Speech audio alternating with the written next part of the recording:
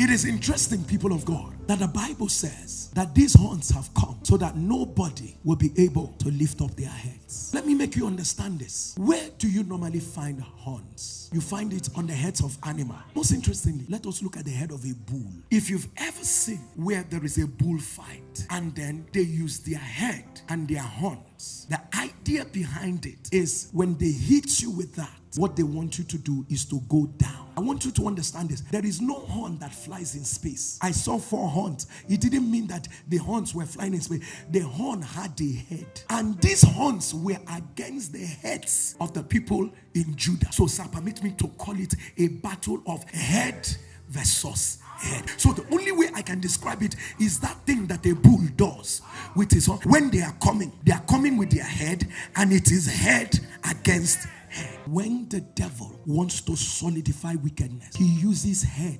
against head. Don't be in a hurry to say, Pastor, where are you going to? Let me break it further down. What is in your head now is your eyes, are your ears, is your mouth.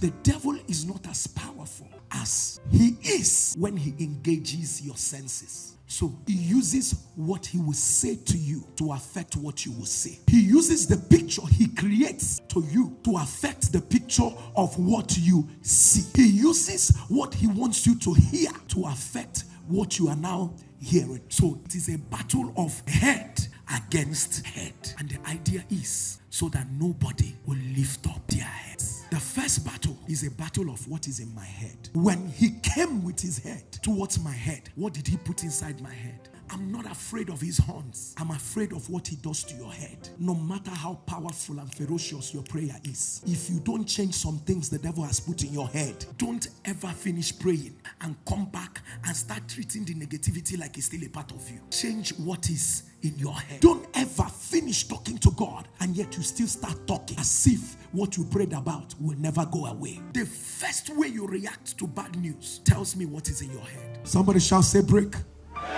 I'm speaking to every fear you have nursed for a while now. I'm speaking to every doubt that's been in your mind. You are praying, but yet you are still doubting. I speak to everything in your mind contending with the prophecy of God over your life. I speak to every limitation that has governed your spirit. I speak to habits that limit your answers. Can I hear you thunder say break? Shout it again, break. Thunder it again, break.